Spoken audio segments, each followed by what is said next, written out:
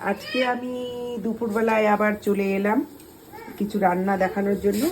আজকে আমি দেশি মুরগি মাংস নিয়ে এসেছি। দেশি মুরগিগুলো যেগুলো হয় বড় বড় করে কেটে নিয়েছি, অনেক বড় বড় করে কেটে নিয়েছি। এটাকে আমি আজকে রান্না করব। তার জন্য নিয়েছি পেঁয়াজ, রসুন, আদা, কাঁচা লঙ্কা। এখন আমি এখানটায় জিরা, আদা, লঙ্কা, রসুন, পেঁয়াজ কিছুটা বেটে নেব। আমি এই মাংসগুলো বড় বড় করে কেটেছি, এই জন্য আমি একটু এটাকে গরম জলে ফুটিয়ে নেব। মাংসের পিসগুলো বড় বড় এবং দেশি দেশি মুরগি এগুলো।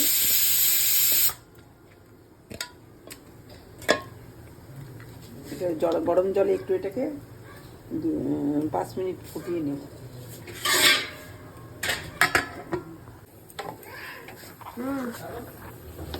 এই মাংসগুলো জলের মধ্যে সিদ্ধ করে নিলাম, এটা সিদ্ধ হয়ে গেছে। এখন আমি এটাকে ঢেলে নেব।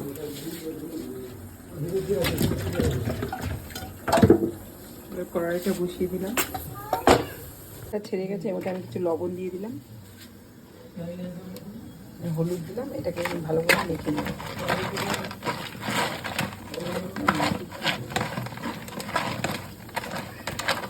এটাকে মেখে নিলাম।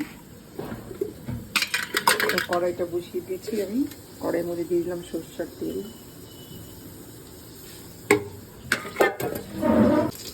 তেলটা গরম হয়ে গেছে, আমি একটা একটা করে মধ্যে মাংস ছেড়ে দেবো। গ্যাসটা একটু কমিয়ে দিতে হবে।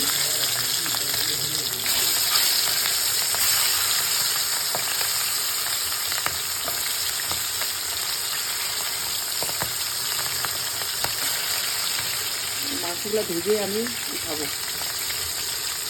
মাংসগুলোকে আমি এরকম লালভাবে ভেজে নিলাম। এগুলো এখন তুলে নেব। মাংসগুলো আমার সব ভাজা হয়ে গেছে।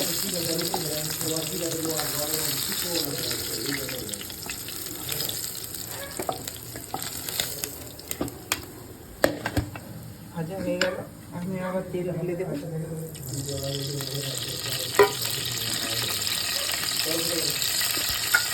তেলটা গরম হয়ে গেছে, অনেক জিরা ছেড়ে দিলাম।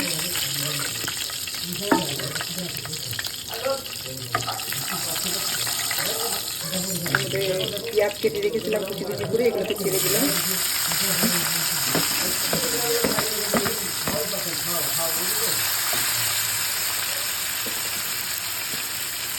তেজপাতা ছেড়ে দিলাম।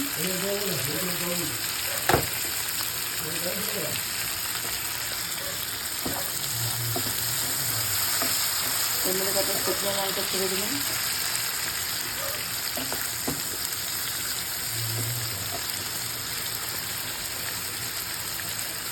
আর কটা কাঁচা লঙ্কা ছেড়ে দিলাম। এটাকে এখন আমি লালভাবে ভেজে নেব। পেঁয়াজগুলো আমার লাল করে ভাজা হয়ে গেছে। এর মধ্যে আছে জিরা, লঙ্কা, আদা, রসুন, পেঁয়াজ। এটা আমি এখন ছেড়ে দেবো মশলাটা। এই মশলাটা আমি দিয়ে দিলাম।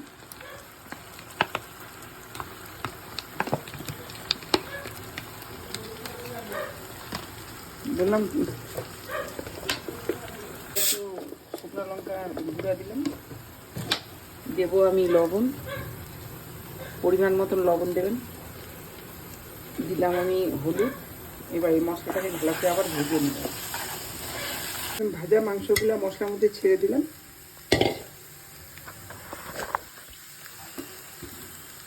এটা এখন আমি নেড়ে চেড়ে নিব। মাংসগুলো মশলার মধ্যে আমি ভালো করে ভেজে নিলাম। মাংসের মধ্যে সব মশলা লেগে গেছে। এরকম লালভাবে ভেজে নিলাম মাংসটাকে।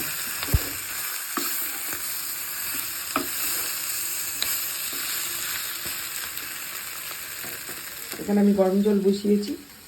এই জলটা আমি এখন এর মধ্যে ঢেলে দেবো। জলটা একটু বেশি দেবো যাতে মাংসটা সিদ্ধ হয়। এর মধ্যে দিয়ে দিলাম আমি সস, দিয়ে দিলাম দই, টক দই, দিয়ে দিলাম আমি গরম মশলা। এবার এটাকে ভালো করে নেড়ে চেড়ে নিব। কিছুটা আমার হয়ে গেছে, ঝোলটা মোটামুটি শুকিয়ে গেছে।